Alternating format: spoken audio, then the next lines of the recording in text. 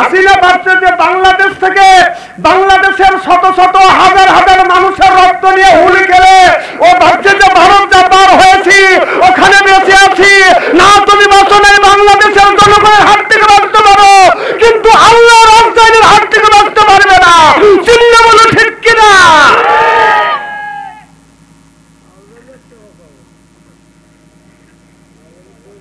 এই যে এত মানুষকে হত্যা করলো,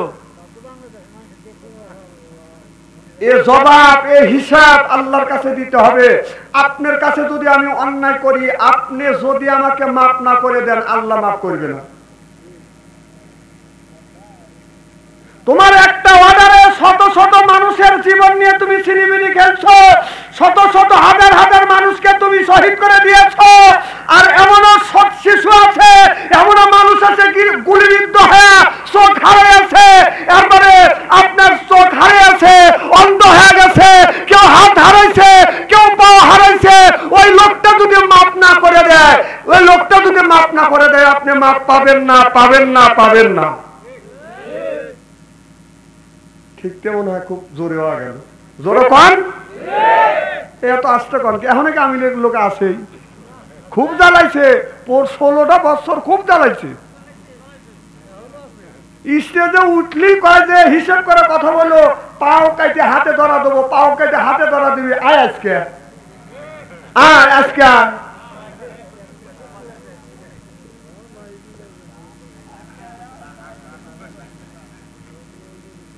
জমিন কার? আকাশ কার? কোরআন কার? হুকুম চলবে কার? তাহলে আল্লাহর কোরআন, আল্লাহর দেওয়া কোরআন আল্লাহর জমিনের উপরে আমরা প্রচার করব, সেই প্রচারে বাধা দেওয়ার তোরা কে? তোদেরকে এই ছাত্র আন্দোলন করে তোদেরকে এই জমিন থেকে, এই বাংলাদেশ থেকে বিদায় করে নাই, এই বাংলাদেশ থেকে বিদায় করেছে কারণ মানুষের চোখের পানি অন্যায় অত্যাচার করবার পরে মানুষ যখন অভিশাপ করেছে, আল্লাহর গজবে বাংলাদেশ ত্যাগ করে ভারত পালাইছিস। 800 বছরের মধ্যে কোন নেতা নেত্রীকে পালাতে দেখি রেখে তোর দেখলে 800 বছরের মধ্যে ইতিহাসে পাইনি।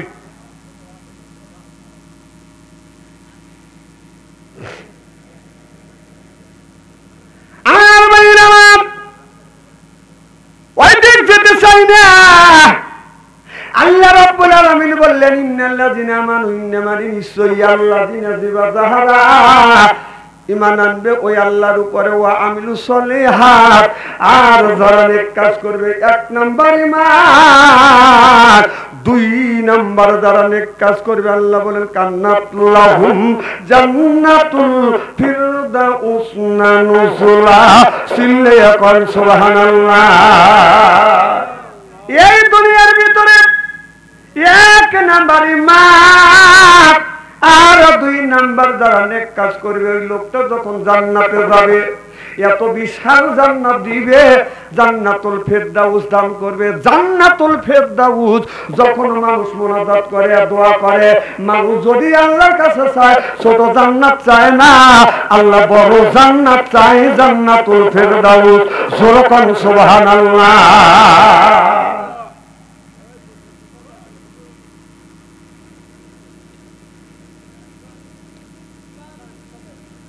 এদিক টাকা সিয়ারা কি একবার খারাপ নাকি? আমার ভাইয়েরা খুব খারাপ লাগতেছে নাকি?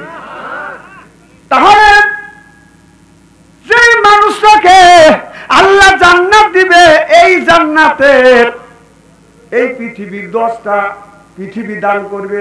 ছোট্ট জান্নাত যদি দেয়, এই পৃথিবীর মতো 10 গুণ পৃথিবী আল্লাহ দান করবে। সুবহানাল্লাহ। যদি ছোট জান্নাতও দেয়, এই পৃথিবীর মতো 10টা পৃথিবী দান করবে, ছোট জান্নাত।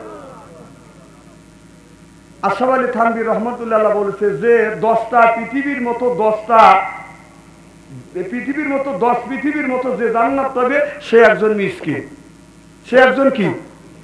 তাহলে এই পৃথিবীর মতো 10টা পৃথিবী দান করবে, জান্নাত দান করবে, সে যদি মিসকিন হয়, তাহলে বড়, মানে বড় পৃথিবীর যদি বড় জান্নাত দান করে, তাহলে কত বড় বড় হবে। জিবরাইল আলাইহিস সালাম আল্লাহ নবীর কাছে বললেন, ইয়া একদিন আমি আল্লাহকে বললাম, আল্লাহ তুমি তোমার বান্দাদের জন্য জান্নাত তৈরি করেছো, ও মাওলা জান্নাত আমি জীবনে দেখি নাই, তুমি যদি একটু অনুমতি দাও আল্লাহ আমি তোমার জান্নাত দেখতে চাই ঘুরিয়া ঘুরিয়া। আল্লাহ বললেন, ফেরেশতা জিবরাইল আলাইহিস সালাম তুমি যাও, আমি আল্লাহ অর্ডার দিলাম তুমি আমার জান্নাতটাকে পরিদর্শন করে দেখে আসো। চিল্লে এখন মারহাবা। জিবরাইল আলাইহিস সালাম জান্নাতের একটা কিনারে গেয়া জান্নাতের অপর দিকে রওনা দিলে জান্নাতটা দেখবি।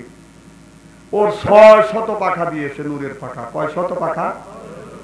এক পাখা দিয়ে যদি এইরকম করে একটা বাড়ি দেয় 1000 বছরের রাস্তা অতিক্রম করে। সুবহানাল্লাহ। তাহলে তারই 600 পাখা দিয়ে যদি অনর্গল এইরকম করে বাইরে একদিন, তাহলে কয় মাইল যেতে পারে? এটা ঢাকা।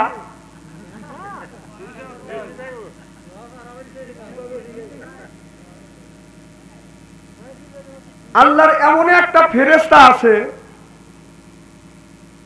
এই কাদের থেকে এই পর্যন্ত, এই কাদের থেকে এই পর্যন্ত পৃথিবীর এই পূর্ব প্রান্ত থেকে পশ্চিম পার পর্যন্ত। সুবহানাল্লাহ। তাহলে ফেরেশতার কাপ যদি এইটুক হয় পৃথিবী, এই কাপ থেকে এই পর্যন্ত যদি গোটা পৃথিবীতে হয়, তাহলে সে ফেরেশতাটা কত বড়? আমার ভাইয়ের আমার, সেই মাঠের নাম হলো মসজিদ।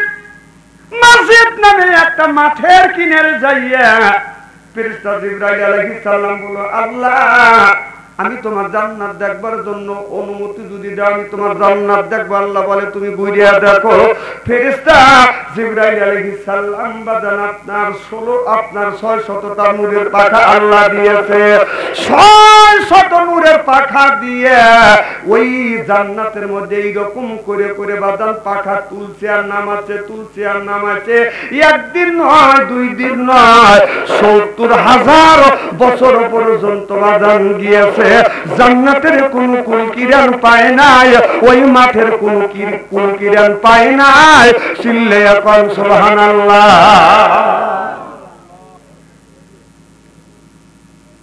তাহলে কত বড় জান্নাত! ওই জান্নাত যদি পেতে চান তাহলে কাজ করা লাগবে বাজান আপনার 5টা। 1 নাম্বার ঈমান আনা লাগবে। আল্লাহ দেখি নাই, রাসূল দেখি নাই, কবরের গোরাজাব দেখি নাই, ফেরেশতা দেখি নাই। আল্লাযিনা ইউমিনুনা বিল গায়ব, ওয়া দেখা জিনিসের উপর বিশ্বাস স্থাপন করা, এর নাম হলো বাজান ঈমান। সুবহানাল্লাহ। আমার ভাইরা ভালো করে লক্ষ্য করে শুনুন।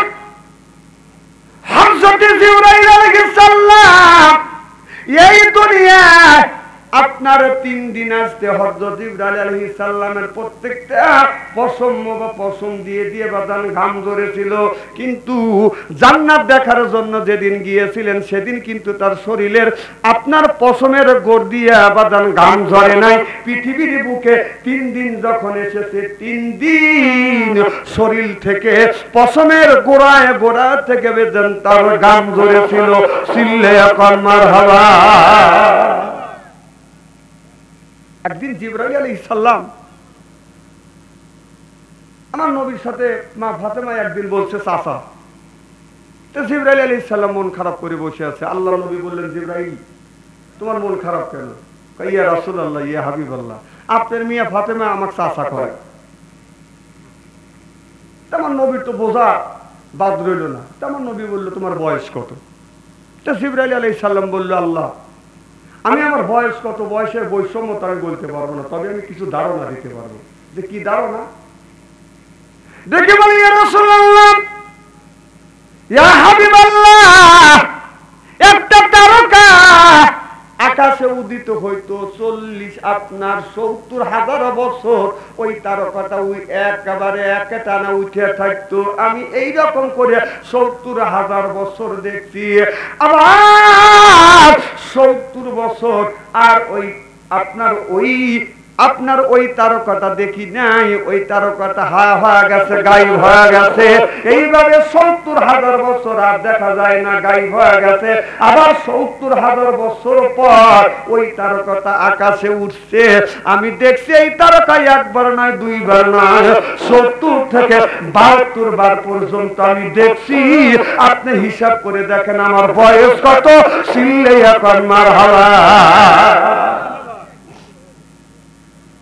আল্লাহর নবী জিবরাইল আলাইহিস সালামকে বললেন, জিবরাইল তুমি আমার সিনা মোবারকের দিকে তাকিয়ে দেখো। সিনা মোবারকের দিকে যখন তাকাইছি, দেখে 70,000 বছর পর পর যে তারকাটা দেখছে, ওই তারকাটা আমার বিশ্ব নবীর সিনা মোবারকে।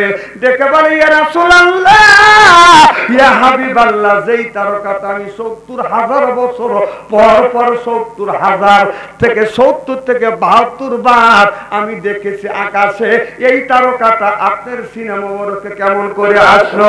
আমার নবী বললে, জিবরাইল আলাইহিস সালাম, ওই তারকাটা ছিলাম আমি নবী। সুবহানাল্লাহ বারিক করে। আর আমার মেয়ে একটু চাচা বলছে, তুমি রাগ করছে।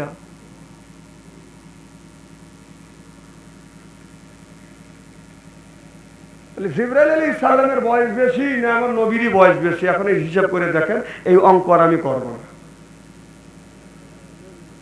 আমার ভাইয়ের আমার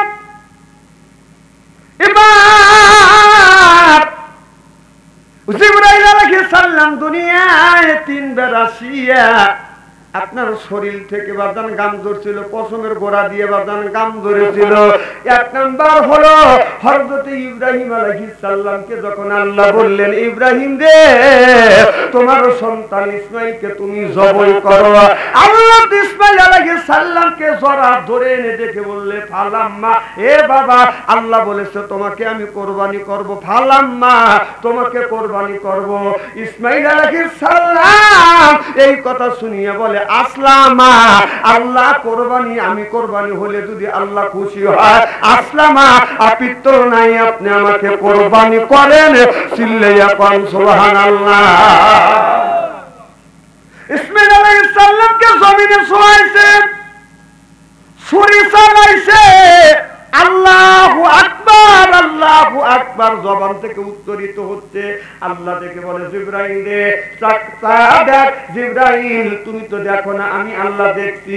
আমার বন্ধু ইব্রাহিম আলাইহিস সালাম তার সন্তান ইসমাঈলকে জমিনে শোয়াইছে, ছুরি হাতে নিছে, ছুরি নিচের দিকে যাচ্ছে, জবান থেকে আল্লাহু আকবার উচ্চারিত হচ্ছে।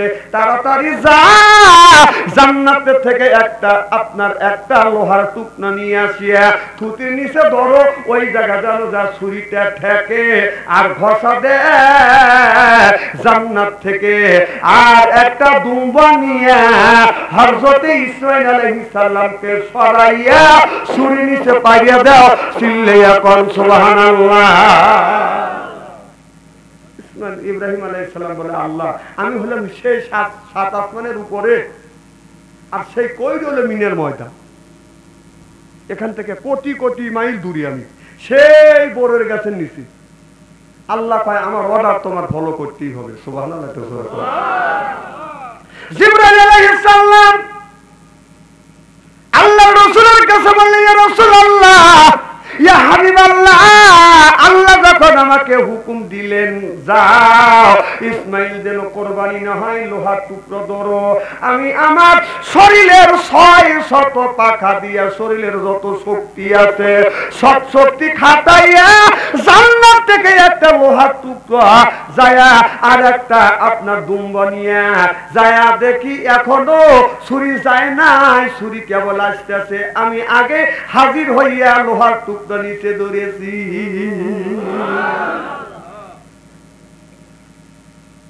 এলে এক জায়গা, আরো 2 জায়গা আছে, বলবো না? থাক। আমার ভাইয়েরা, আমার ভালো করে লক্ষ্য করে শুনুন। হযরত ইসমাঈল আলাইহিস সালামের, হযরত ইউসুফ আলাইহিস সালামের 10 ভাই ইউসুফ আলাইহিস সালামকে ধরে নিয়ে গেলেন বাজার মিশরের কুয়ার মধ্যে ফেলে দিবে। ওখানে নিয়ে ইউসুফ আলাইহিস সালামের গায়ের জামা খুলছে, উলুঙ্গ করছে। ইউসুফ নবী মানুষ, নবী হবে, বলে বাইরে আমি কি অন্যায় করছি? কেউ এসে ঘুষি দেয়, কেউ এসে বাদান গায়ের জামা খোলে, কেউ যাইয়া বাদান লুঙ্গিটা খোলে, পায়জামাটা খোলে। ইউসুফ নবী বলে আমাকে উলঙ্গ করো কে, আমাকে ল্যাংটা করো কে? কেউ আবার সিট করে শোয়াইয়া হাতে রশি লাগায়, কেউ পায়ে রশি লাগায়, বলে বাইরে আমি তোমাদের কাছে কি অন্যায় করেছি? তোমরা এইরকম করে আমার হাতে রশি লাগাচ্ছ, আমাকে গায়ে চামড়া খুলছো, পায়ে রশি লাগাচ্ছ, এরপরে আমাকে লুঙ্গি খুলিয়া উলুঙ্গ কেন করতেছো? বলে তোকে এই কূপের মধ্যে ফেলে দিব। ধরে রাখতে পারলাম না আল্লাহ, এই মানুষ জমিনের মধ্যে কি আছে? ওই বাবা প্যারালাইসিস হয়েছে, ওই বাবাকে তার দুইটা ছেলে, একটা ছেলের নাম ইব্রাহিম, আর ওই দুই ছেলে যুক্তি বুদ্ধি করিয়া বাবাকে ঢাকা রমনা বাদান শহরে বাদান ফেলে থুয়ে গেছে। বাদান ওই কয়েকদিন আগে বাদান আপনার বৃষ্টি হয়েছে, এত বৃষ্টি হয়ে আছে, ওই বৃষ্টির মধ্যে বাবা ভিজেছে। রাস্তার মানুষ ধরিয়ে বাদান এক জায়গায় নিয়ে পলিথিন দিয়ে বাদান তাকে একটা পলিথিন দিয়ে একটা জায়গা করে দিয়েছে। এলাকার মানুষ কেউ যা লুঙ্গি আনছে, কেউ বাদান ছয়টার গায়ে দেওয়া হয়েছে। বুড়া মানুষ বাবাকে ফেলে দিয়ে ওই সন্তান দুইজন আরামে যা বাড়িতে ঘুমাচ্ছে। মানুষ কতটুকু জানোয়ার হইলে নিজের বাবাকে এরকম করে ফেলে দিয়ে যায়। লোকটাকে বললো বাবা আপনার কি বেটা আছে? কয় দুইটা ছেলে আর একটা মেয়ে, আপনাকে কে এখানে ফেলে গেছে? বাবা চোখের পানি ফেলে দিয়ে কান্দে, বলে বাবা রে এই জায়গা ফেলে থুয়ে গেছে, আমার দুইটা ছেলে আমাকে ফেলে থুয়ে গেছে, ফেলে রেখে গেছে। কারণ আমি বাবা বিছানা করে পায়খানা করি, আমি হলাম প্যারালাইসিসের রোগী, আমাকে সহ্য করতে পারে না, এই জায়গা আমাকে রেখে গেছে। এই ঢাকা এলাকার অনেক মানুষ বাদান খাবার নিয়ে আসে, মাঝে মধ্যে খায়, এরপরে কিছু মহিলারা তাকে সহযোগিতা করতেছে। রাস্তার রিক্সাওয়ালা পর্যন্ত চোখের পানি ফেলে ফেলে কাঁদতেছে। মানুষ যখন বুড়ো হয়, কিছু কিছু ছেলে সন্তানের কাছে ওই বাবা বাদান তার কোন মূল্যায়ন নাই। চিল্লে এখন ঠিক কিনে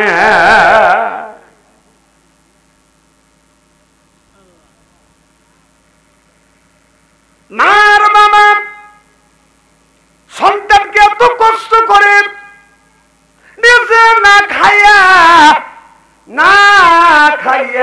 না ঘুমাইয়া সন্তানকে ঘুম পাড়াইতে লালিত পালিত করছে। সন্তান কতটুকু জানোয়ার হইলে নিজের বাবাকে রাস্তায় ফেলে দিয়ে যায়। আমার কথা হইল তুমি যদি তোমার বাবাকে ফেলে দিয়ে যাও রে যুবক, তুমি হিসাব করে রাখিও, আজ না হয় কাল, না হয় পশু, তুমি বৃদ্ধ হলে তোমার সন্তানেরাও তোমাকে রাস্তায় ফেলে রেখে যাবে।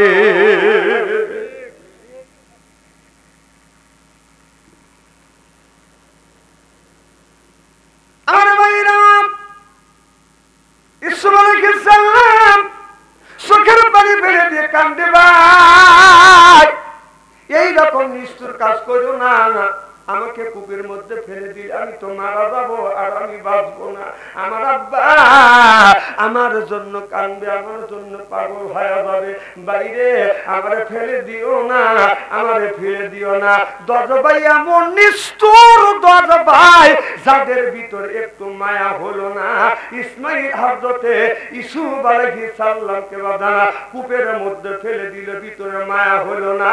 ইউসুফ আলাইহিস সালামের 10 বার চাইতে নিকৃষ্ট আমাদের এই প্রধানমন্ত্রী যিনি ছিলেন, তিনি হাজার হাজার আপনার ছাত্রের বুকে বাঁধানা আপনার গুলি চালাইয়া ছাত্রদের রক্ত দিয়ে হুলি খেলে ভারত যায় আরামে আছে। চিল্লে কোন ঠিক কিনে?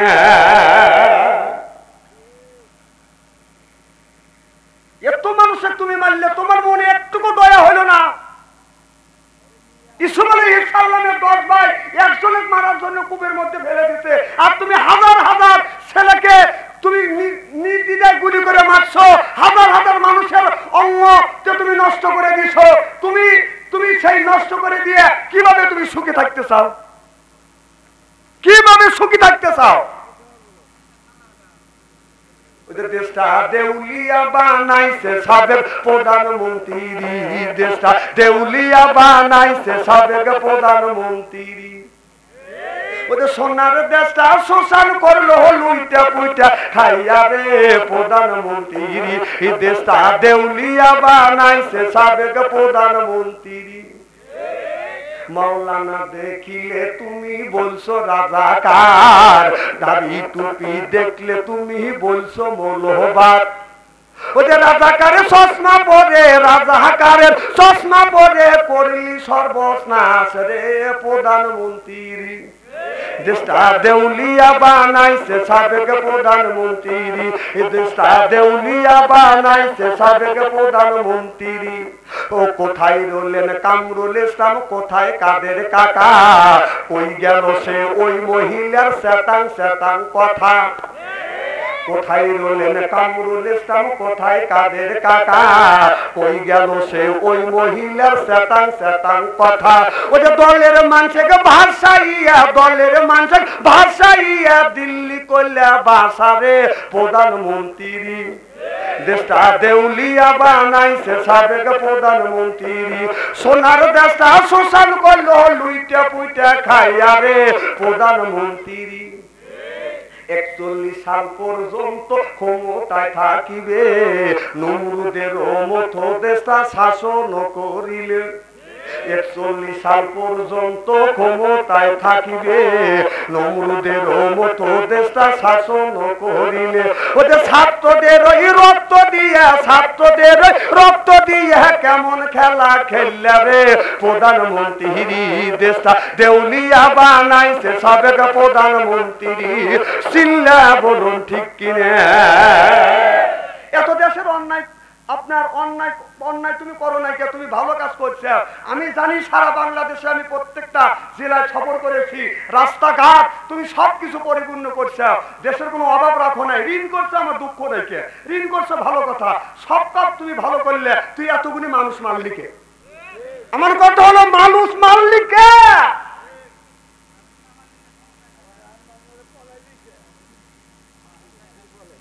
তারপরে আমার কথা হলো মারলি মারলি, তুই বইয়ের মতো পালা গেলি কে?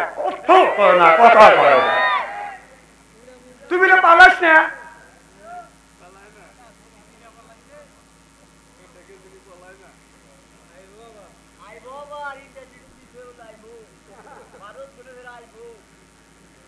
আর না যে বেলতলা যায় না, এত লোক মাইরিয়ে আবার আসবে, বাপরে সাহস, এত দুধ, এতবার দুধ দিয়ে মাখাইছে, শর্ট করে আসার সাথে সাথে শর্ট করে ফাঁসি দিয়ে দিবে। আসুক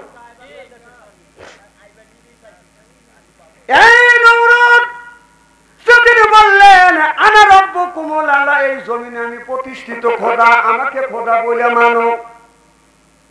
এখন অন্যায় দেখলে কিছু মানুষ বুঝতে পারে এটা অন্যায়, জোরতন ঠিক কিনা? যে অন্যায় করে আর যে অন্যায়কে সমর্থন করে উভয় খারাপ। কথা কন, যে এতগুলি মানুষ মারা গেল তারপরে যদি সমর্থন তুমি করো তাহলে বোঝা গেল তুই হাসিনার চাইতে তুই বেশি খারাপ। তুই কি ভালো মানুষ নাকি? যাই এতগুলি মানুষ মারলো তার পক্ষে তুই সবাই গাছ।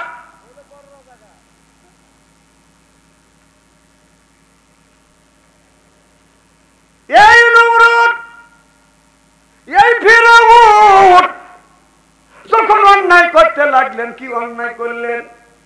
আপনার ওখানে একটা আইন পাস করলো যে আপনার মিয়া মহিলা হইলে আমার প্রধানমন্ত্রী ছুটাইতে পারবে না, কিন্তু একটা পুরুষ একটা এমপির গিরি ছুটাইতে পারে, একটা মন্ত্রীগিরি ছুটাইতে পারে। এটা হলো ফিরআউন। এই চিন্তা করিয়া তার জাতীয় সংসদ সদস্যদের নিয়ে একটা পরামর্শ করলেন। হামানকে বলেন, হামান কি করা যায়? হয়তো একটা ছেলে আসিয়া এই জমিনে আমার দাউদ খোদাগিরি তসমস করে ফেলবে, অতএব কি করা যায়? বলো খোদা সাহেব এখনো সেই সন্তানটা দুনিয়ার বুকে আছে এ নাই, তুমি একটা কাজ করো, কন্যা সন্তান হলে বাঁচা রাখো, পুরুষ সন্তান হলে তুমি জবাই করো। এটা হলো ফিরাউনের জামানায় একটা আইন চালু করে দিল। যখন নাউজুবিল্লাহ ফিরাউন আইন চালু করলো, পুরুষ সন্তান হলে সবাই করো, হত্যা করো, মেরে ফেলো, আর কন্যা সন্তান বাঁচা রাখো, কারণ ওই ছেলে মুসা আলাইহিস সালাম যেন না আসে, আসে যেন আমার দাউদ খোদাগিরি যেন তছনছ করে না দেয়। এটা ফিরাউনের একটা চক্রান্ত। দেখুন হাজার হাজার শিশু সন্তানকে জন্মগ্রহণ করে, অমনি বাজার খবর পায় ফিরাউনের আপনার নমরুদের লোকজন যা বাজার হত্যা করে। ওই জামানার মধ্যে একজন মানুষ ছিল, নাম হলো কায়েস। কি নাম? এই কায়েস প্রতিবাদ করলো, আপনি কেন এত মানুষের শিশু বাচ্চাকে হত্যা করেন, এত মায়ের বুক খালি করেন কেন? এই শিশু বাচ্চারা তো কোনো অন্যায় করে নাই, শিশু বাচ্চাদেরকে কেন আপনি নির্মম ভাবে অন্যায় ভাবে হত্যা করেন? আজকে জন্ম নিচ্ছে আজকে মারলেন, আজকে জন্ম নিচ্ছে কালকে মারছেন, এইভাবে শত শত শিশু বাচ্চাকে তুমি দুনিয়ার থেকে বিদায় করে দিচ্ছ। তুমি খোদা না, খোদা যদি তুমি হইতে তাহলে খোদা কোনদিন তার বান্দার উপরে আপনার এই অত্যাচার চালাইতে পারে না। চিল্লে এখন ঠিক কিনা? তুমি যদি খোদা হও, আর যদি খোদাই হইতে, খোদা হয়ে তার বান্দাদের উপরে এইরকম জুলুম আর অত্যাচার করতে পারে না। তুমি খোদা না, তুমি খোদা নামে একটা গাধা। তখন এই কথা যখন বললেন, ফিরাউন আপনার তার বন্ধু হামানকে নিয়ে, জাতীয় সংসদ সদস্যদেরকে নিয়ে পরামর্শ করলো, কায়েস এইরকম অন্যায় করতেছে, প্রতিবাদী কণ্ঠ বোঝা যাচ্ছে, ও যদি প্রতিবাদ করে ওর সাথে আরো কিছু লোক থাকিয়ে প্রতিবাদ করলে, আমার বিরুদ্ধে যদি বিরোধিতা করে তাহলে আমু শেষ, ওই এমপি মন্ত্রীরা তোমরাও শেষ, অতএব আমাকে বাঁচানোর জন্য যা করা দরকার তাই করো, আমি যদি মরি তোরা কিন্তু বাঁচবি না। কথা কয় না? আমাদের এই দেশের সরকারও ভাবছিল, মিনিস্টার মন্ত্রী এমপিদের বলছিল অন্যায় কর্ম সমর্থন করতে হবে, আর যদি সমর্থন না করিস আমরা যা করছি যদি একবার গদি ছেড়ে যায় তখনও 12টা বাজাবে, আমারও 13টা বাজা ছাড়বে। এদিনও জোর করে ক্ষমতা থাকার পরেও আল্লাহর গজবে যখন চলে গেল, দেখ নেতাগারে কি অবস্থা। এটা হলো ফিরাউনের একটা চক্রান্ত, ফিরাউনের একটা আইন চালু করে দিল। জাতীয় সংসদ থেকে পাস করলাম, আর দেরি করো না, এই কায়েসকে তোমরা ধরো, ধরে গুম করো, যেন ওর পরিবার বাজান, তার পরিবারের মধ্যে তার বড় একটা গোষ্ঠী আছে, ওর পরিবারের মধ্যে বাজানো পড়ায় 700 বাজান আপনার লোক আছে, 700টা বাজান ভোটার আছে, একটা বংশ, এত বড় বংশ কায়েসকে তোমরা গোপন করো, এই একে আর বের হতে দেওয়া যাবে না। এমন একটা বিল্ডিং এর মধ্যে কায়েসকে আটকা রাখলেন, আপনার 10 বছর ওই কায়েসকে বাজান গুম করে রেখেছেন।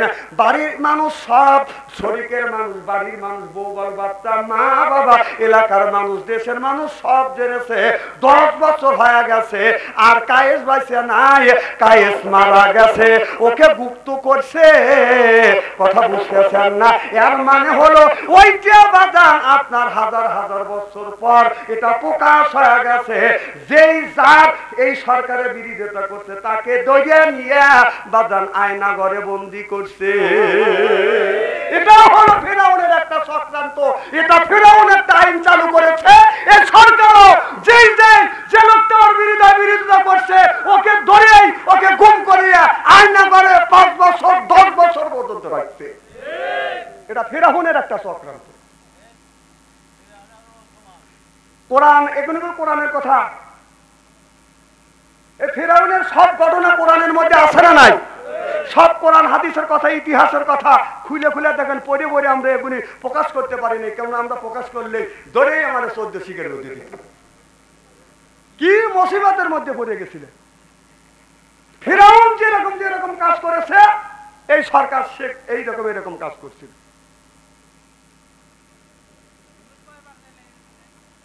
আশ্চর্য তো গেছিল আমি আর কতদিন কম যে কয়শো দিন বাইরে শুয়েছিলেন সেটা তো করলেন না। না না, আমি আপনাদের এলাকায় অনেক দিন ধরে জামালউদ্দিন ভাই আমাকে নিয়ে আসে, আপনাদের এলাকায় মাহফিলে আসি। আমি কয়টা রাজনীতি খারাপ কথা বলছি? কর কি রাজনীতি করছি আমি? তাহলে আমি রাজনীতি, আপনারাই বলতেছেন রাজনীতি করি নাই, আপনারাই তাহলে আমার মতো লোক আমি রাজনীতি বুঝি না, রাজনীতি করি না। আপনাদের এই টাঙ্গাইল জেলায় এসে আমি কোনো মহিলা পদেও তো দাঁড়াতে পারবো না, ওই যোগ্যতা তো আমার নাই। কে? আর আমার দেখলে কিছু কিছু সময় আমার দেখলে কয়ে হলো রাজাকারের বাচ্চা রাজাকার। তাহলে কি রকম চিন্তা করে দেখেন যে যে সময় আমি ছোট তখন আমার বয়স 4 থেকে 5 বছর, 6 বছর, আর বেশি আমার বয়স না। তাহলে তখন আমি জানি না যে যুদ্ধ কি রকম হয়েছে। আমাদের বাংকারের নিচে মাটি খনন করিয়া ওই জায়গা আমাদের রেখে দিছে। আমরা দুনিয়ার কিছু দেখি নেই। 7 দিন 8 দিন 10 দিন পর্যন্ত ওই বাংকারের মধ্যে থাকছি। দিনের মধ্যে একবার 2বার যখন ফুস করে বের হয়েছি, বাপ মা ধরে নিয়ে আবার ওই বাংকারের মধ্যে ঢুকেছি। কথা বোঝে না রে, মানে উপরটা যেন মানে গুলি করতেছে, গুলি যেন না লাগে এজন্য মাটির নিচে খনন করে বাংকার বোঝেন না, বাংকার করে করে রেখে দিছে। কি দুষ্টু আসছিলাম ছোটকালের, তাই তো যে বাংকার থেকে বের হয়ে আসছি, বাপ মা ধরে নিয়ে আবার ভিতরে ঢুকে দৌড়। তাহলে কোন আমি কিভাবে রাজাকার হইলে? আরে রাজাকার তুমি পাগল হয়ে গেলা। রাজাকারের মানে রাজাকার বলে পাগল হয় নিজের দেশটা ছাইড়িয়া, নিজের বাপের দেশ মায়ের দেশ জন্মভূমি ছাইড়িয়া এখন থাকে রয়েছে। আমার ভাইয়েরা, আমার মুসলমান ভাইয়েরা, ওই দিকে যেতে চাই না। আমি যে কথা বলতেছিলাম হযরতে আপনার ইউসুফ আলাইহিস সালামের 10 ভাই, ইউসুফ আলাইহিস সালামকে আপনার ওই হাত পাও বাঁধ দিয়া কূপের মধ্যে যখন ফেলে দিলেন, যখন দিলেন, আল্লাহ বলে জিবরাইল তাড়াতাড়ি যা, আমার বন্ধু আমার বন্ধু ইসমাইল ইউসুফ আলাইহিস সালামকে কূপের মধ্যে ফেলে দিচ্ছে, তাড়াতাড়ি যা। জিবরাইল আলাইহিস সালাম বলে আল্লাহ মিশরের কূপ কোথায়? আর আমি রইলাম 7 আসমানের উপরে বড়ই গাছের নিচে। সুবহানাল্লাহ। আল্লাহ কয় আমার বন্ধু যেন কষ্ট না পায়, বন্ধুকে ধর। জিবরাইল আলাইহিস সালাম বললেন, আল্লাহর নবীর কাছে বর্ণনা দিয়েছে, ইয়া রাসূলুল্লাহ, ইয়া হাবিবাল্লাহ, ওই দিন আমি কি করছি? আমার আল্লাহ 600 নূরের পাখা দিয়েছে। এই আমার নূরের 600 পাখা দিয়া আমি এমন ভাবে বাড়ি মারছি, আমার শরীরের যত শক্তি আছে শক্তি কাটাইয়া আমি এরকম করে পাখা ঝাড়ছি আর তুলছি, তাতে আমার শরীরের ঘাম ঝরছে, প্রত্যেকটা পশম থেকে ঘাম ঝরছে। আমি যায়া দেখি ইউসুফ আলাইহিস সালাম আসতে আছে, আমি অমনি জানিছি হাত বাড়াইলে। এ হলো 2 জায়গা। আর একটা জায়গা আছে বলবো? সুবহানাল্লাহ। একটু জোরে বলো। আর একটা জায়গা হলো আমার নবী, আমার দয়াল নবী, আমার বিশ্ব নবী মুহাম্মদুর রাসূলুল্লাহ সাল্লাল্লাহু আলাইহি ওয়াসাল্লাম যেদিন তায়েফের জমিনে আমার নবী যখন কলমার দাওয়াত দিতে গেলেন, তায়েফের জমিনে আমার নবী বললেন, তায়েফের মানুষেরা মান আমানা বিল্লাহ, আল্লাহর উপরে ঈমান আনো, ওই আল্লাহকে মানো, আমি নবী আমাকে তোমরা মানো। আর তায়েফের মানুষেরা আমার নবীকে পাগল বলিয়া আখ্যাত করছে আর বলে ওই তায়েফের ছেলেরা, ও তায়েফের মেয়েরা ও মুহাম্মদ সাল্লাল্লাহু আলাইহি সাল্লাম বাপদাদার ধর্মের মুখে চুনকালি মারছে, নতুন ধর্ম পেশ করতে যাচ্ছে। যাও যাও যাও, তাড়াতাড়ি যাও, মুহাম্মদ সাল্লাল্লাহু আলাইহি সাল্লামকে পাথর মেরে এই জমিন থেকে তোমরা বিদায় করে দাও। জোরকান নাউজুবিল্লাহ। তায়েফের ছেলেরা আমার নবীর গায়ে বাজান পাথর মারে, তায়েফের জমিনে পাথরের আঘাতে রক্ত ঝরলো আমার নবীর গায়। তায়েফের জমিনে পাথরের আঘাতে রক্ত ঝরছে আমার নবীর গায়। পসাদি সিরিয়া কুপেতে পড়লো বালতি, পসাদি সিরিয়া কুপেতে পড়লো বালতি। করছে ওটা শুনলো না, তায়েফের জমিনে পাথরের আঘাতে রক্ত ঝরছে আমার নবীর গায়। আমার নবীকে একবার নয়, দুইবার নয়, পাথর মারতে মারতে তিনবার করে আমার নবী অজ্ঞান হয়ে তায়েফের জমিনে পড়ে গেছে। নবীর জ্ঞান ফেরে না, ওরা জানে মারা গেছে, মারা গেছে। হযরত যায়েদ ছিল আমার নবীর সাথে। হযরত যায়েদ যখন জ্ঞান ফিরলেন আমার নবীর বগুলের নিচে হাত দিয়ে নবীকে দাঁড় করালেন। ইয়া রাসূলুল্লাহ, ইয়া হাবিবাল্লাহ, আপনাকে পাথর মারলো, ওদের অন্তরের মধ্যে একটু দয়া হলো না? আমার নবীর সর্বশরীর দিয়ে আপনার রক্তগুলি প্রবাহিত হচ্ছে। আমার নবী জামা দিয়ে দিয়ে রক্তগুলি এইরকম করে জামাই নিচ্ছে। তারপরে জামা যখন রক্তপাতন শোষণ করে না, আমার নবী রক্তগুলি এইরকম করে করে শরীরে সর্বশরীরে এরকম করে মালিশ করে মাখা নেয়। এবার যায়েদ দেখে বলে, ইয়া রাসূলুল্লাহ, ইয়া হাবিবাল্লাহ, ও নবীজি, যেই রক্ত শরীর থেকে বের হয় ওই রক্ত মালিশ করলে কি শরীরের মধ্যে ঢোকে? আমার নবী চোখের পানি ফেলে দিয়ে কাঁদতে আর বলে, যায়েদ রে, এ যায়েদ, আমি হলাম রহমতের নবী, আমি নবী, আমি রহমত। আর এক জায়গা রহমত আর গজব এক জায়গা থাকতে পারে না। আল্লাহ আমাকে রাহমাতাল লিল আলামিন হিসেবে দুনিয়ায় সৃষ্টি করেছে। আমা আরসালনাকা ইল্লা রাহমাতাল লিল আলামিন।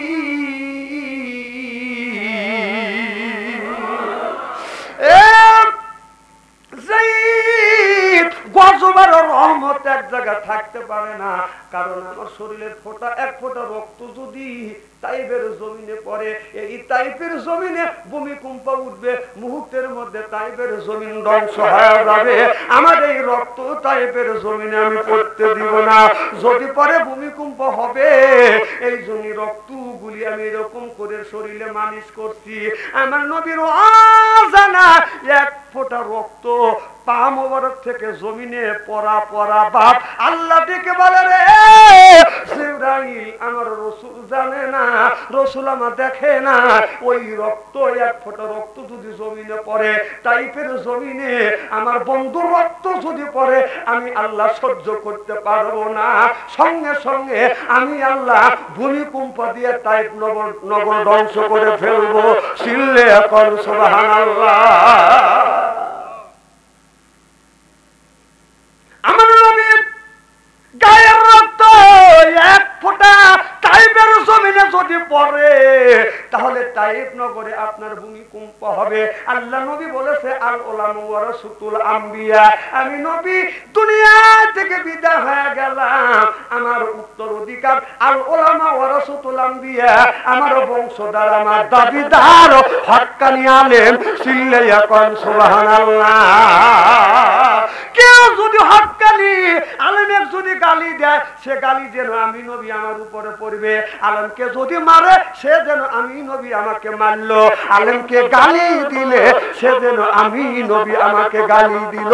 এই সরকার, এই বিগত সরকার আলেমদেরকে দেখতে পারে না যে 50টা বছর কোরআনের দাওয়াত দিয়ে হাজার হাজার মানুষকে বাদল মুসলমান বানাইছে, নির্বিচারে তাকে বাদান আপনাকে, সে আপনার এইভাবে মরে নাই, আর এই তাকে মারা হয়েছে আপনার ইঞ্জেকশন দিয়ে, তাকে দুনিয়া থেকে বিদায় করা দিয়ে দেওয়া হয়েছে।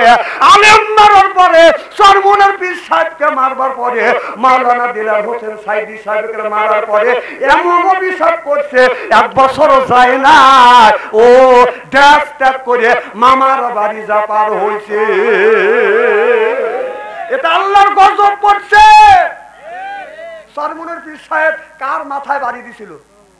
কার কয় বিঘে জমি মই দিছিল? সে ইলেকশনে দাঁড়াইছিল, সে ন্যায় বিচারের কামনা করেছিল, আর সেই আলেমেক তুমি মারলে। তুমি আলেমেক মারো নাই, তোর গজব তুই ডেকে নিয়েছিস। যে কোরআনের পাখি আল্লামা দেলার হোসেন সাইদি 50টা বছর এই কলেমার দাওয়াত দিছে, কোরআনের দাওয়াত দিছে। 50টা বছর ছোট থেকে দেখছি যতগুলি মাওলানার ওয়াজ শুনছি, সব মাওলানা ওয়াজ করছে বাবার ওয়াজ। বাবা পানির উপর দিয়ে হাঁটে গেছে, বাবা পানির যায় নামাজ পড়ছে, আর এক বাবা বাতাসের উপর যায় নামাজ পড়ে নামাজ পড়ছে, আর এক বাবা চোখ বন্ধ করছে, নদী পার হয়ে গেছে। খালি এই বাবার ওয়াজ করছে, খালি এই বাবার ওয়াজ। কোরআনের তাফসীর সঠিক তাফসীর করে নাই। আল্লামা দিলওয়ার হোসেন সাইদি এই বাংলাদেশ থেকে সঠিক কোরআনের তাফসীর শুরু করতে ছুটতে এই তাফসীরটা গোটা বাংলাদেশ না গোটা বিশ্বে ছড়িয়ে গেছে। সুবহানাল্লাহ। আগের যতগুলো মাওলানা আসলে একটা মাওলানা তাফসীর করে নাই, খালি বাপ দাদার ওয়াজ করছে।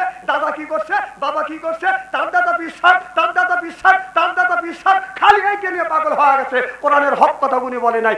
কোরআনের তাফসীর এই বাংলাদেশের মানুষকে দেখা দিয়েছে আল্লামা দিলওয়ার হোসেন সাইদি, যে কোরআনের মধ্যে যে ভালো ভালো কথা আল্লাহ বলে সেই কোরআনের তাফসীর উন্মুক্তভাবে তিনি মানুষের কাছে প্রচার করে এখন বাংলাদেশে হাজার হাজার তাফসীর কারক বের হয়েছে। সুবহানাল্লাহ।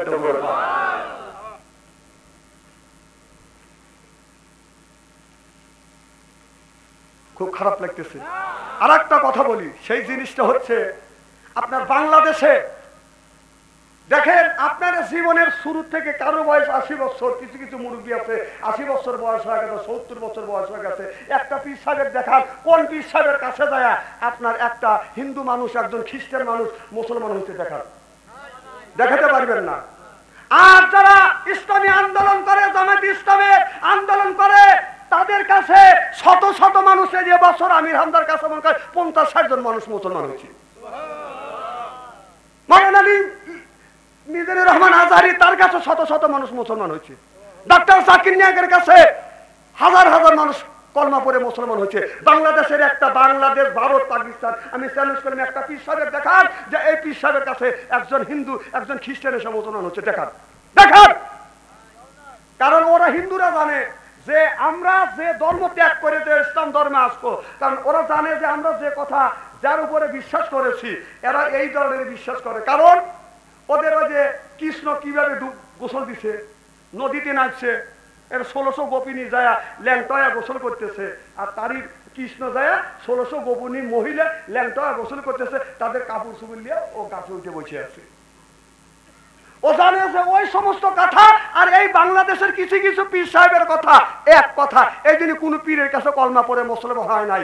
আর যারা জামাত ইসলাম করে, ইসলামী আন্দোলন যারা করে, তারা কোরআন হাদিসের সঠিক কথা তুলে ধরে, মানুষ আকৃষ্ট হয়ে কলমা পড়ে মুসলমান হয়। সুবহানাল্লাহ। বাড়ির যা কয় কথাকে আমি অবাস্তব বলতেছি নাকি?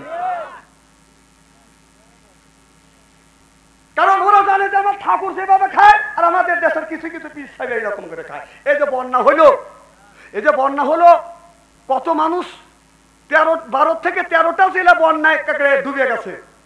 বাংলাদেশের, আমার মনে হয় বাংলাদেশের এমন কোন মানুষ নাই যে 5-10 টাকা তাদেরকে সহযোগিতা করে নাই। কথা বলেন না, আপনাদের কাছ থেকে তোলে নাই? তুলছে, আমও দিছে, বাইও দিছে, সবাই দিছে। বাংলাদেশে যতগুলি দল আছে প্রত্যেকটা লোকের দলের মানুষেরা, বাংলাদেশের প্রত্যেকটা দলের মানুষেরা সাহায্য করছে, এক দলের মানুষেরা খালি সাহায্য করে নাই। ওরা কোথায়, ওরা মরতেছে, আরো মরুক। 13 জেলা বন্যা হয়েছে কেন? না সারা বাংলাদেশ না, 61 জেলা না 64 জেলা বন্যা হয়, জনক মরে যায়, মানে ওর মা চলে গেছে ভারত।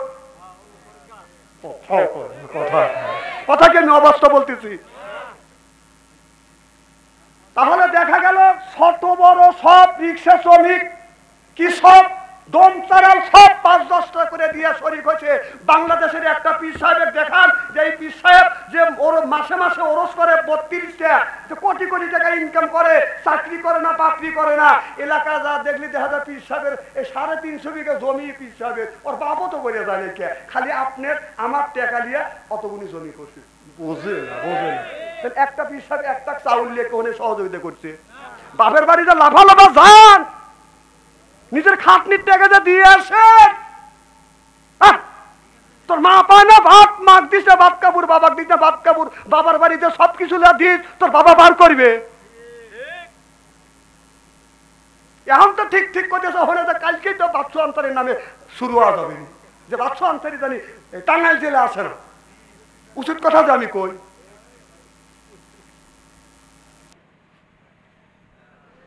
জিকির করুন লা ইলাহা